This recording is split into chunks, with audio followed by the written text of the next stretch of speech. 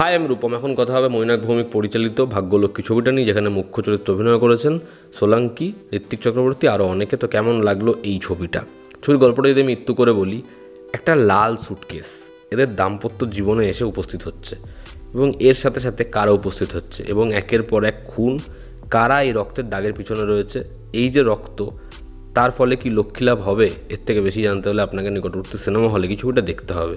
ছবির পজিটিভ দিক, নেগেটিভ দিক। ছবির প্রথম যেটা পজিটিভ দিক, এই ছবির ডার্ক অ্যাপ্রোচ। এই ছবিটা ভীষণ গোট ট্রিটমেন্টে আসে, যে কারণে আমার মনে হয় বাংলায় যেরকম ধরনের ছবি হয়, থ্রিলার ছবি মূলত, সেখানে যদি রক্তারক্তি বা সেখানে যদি কোনো ব্লাডপাত দেখানো হয়, খুব হিসেব নিকেশ করে দেখাতে হয় যে বাঙালি অডিয়েন্স এগুলো দেখবে, এরকম ট্রিটমেন্ট দেখবে, যে কারো মাথা ফুটো করে রক্ত বেরিয়ে মুখে ছিটছে, না, দেখবে না। এই ছবির ক্ষেত্রে ওগুলো করা হয়নি। তারা ভাবেনি অডিয়েন্স দেখবে কি দেখবে না। তারা এই গোট ট্রিটমেন্টটা কন্টিনিউয়াসলি প্রোভাইড করতে গেছে। সেখানে মাংস চপ করে কাটছে, সেখানে রক্ত বেরিয়ে আসছে, ফিনাইল দিয়ে মুছছে। তো এই যে ট্রিটমেন্ট, সেটা আমার বেশ ভালো লেগেছে। সেকেন্ড হচ্ছে, এখানে পারফর্মাররা প্রত্যেকে খুব উইয়ার্ডলি বিহেভ করেছে। এখানে সোলাঙ্কি এবং ঋত্বিক চক্রবর্তী দুজনের যে কনভারসেশন, দুজনের যে চাওয়া না পাওয়া, দুজনের লাইফস্টাইল যেমন, সেখানে আমি দেখলে বুঝতে পারবেন যে সেটা না দৈনন্দিন যেরকম ধরনের কনভারসেশন হয় ওরকম নয়। মানে এদের কথাবার্তার মধ্যে রসবোধ কম রয়েছে।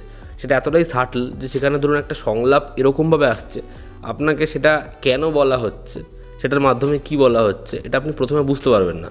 তারপরে দেখবেন যে ওর যে হিউমারটা, সেটা ট্রেলারের মতোই, সেটাকে না ব্যাকগ্রাউন্ড স্কোরের দ্বারা আপলিফটেড করা হয়নি। তো পারফর্মারদের ওপর এটা বাড়তি প্রেশার যে এরকমভাবে তাদের সংলাপ ডেলিভার করতে হবে। পারফরমেন্সের দিক থেকে ঋত্বিক চক্রবর্তী এবং সোলাঙ্কি বেশ ভালো কাজ করেছে।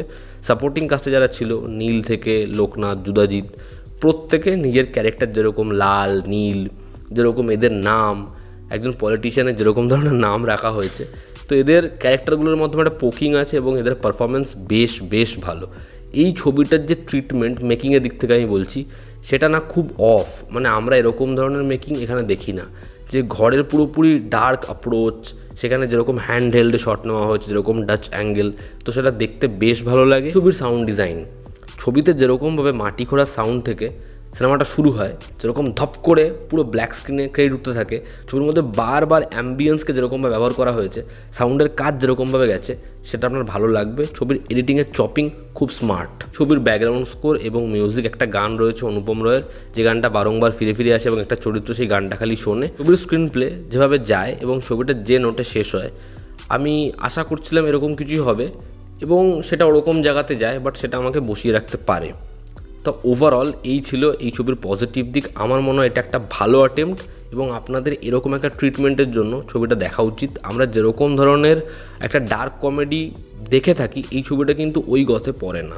ছবির নেগেটিভ দিকের মধ্যে এই ছবির যে ইনভেস্টিগেশনের পোর্শনটা রয়েছে, আমার মনে হয় সেখানে সমস্যা রয়েছে এবং ইনভেস্টিগেশনটা খুব যেন সারফেস লেভেলে হচ্ছে। চরিত্রগুলোকে স্পেস কম দেওয়া হয়েছে, মানে তারা স্ক্রিনে আছে কিন্তু তাদের সম্পর্কে আমরা তথ্য কম জানতে পারছি।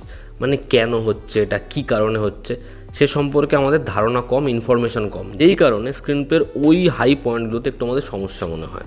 তো ওভারঅল এই ছবিটা একটা ভালো অ্যাটেম্প্ট। আপনারা যারা ছবিটা দেখেছেন, আপনাদের কেমন লেগেছে জানাবেন এবং আমার মনে হয় যারা ছবিটার অডিয়েন্স, ছবিটা দেখতে চাইছেন, অবশ্যই ছবিটা দেখুন। এই ছিল আজকের ভিডিও। ভালো লেগে থাকলে লাইক করো, শেয়ার করো, সাবস্ক্রাইব করো। আবার দেখা হচ্ছে, জনতা আমাদের পাশে আছে। Take care.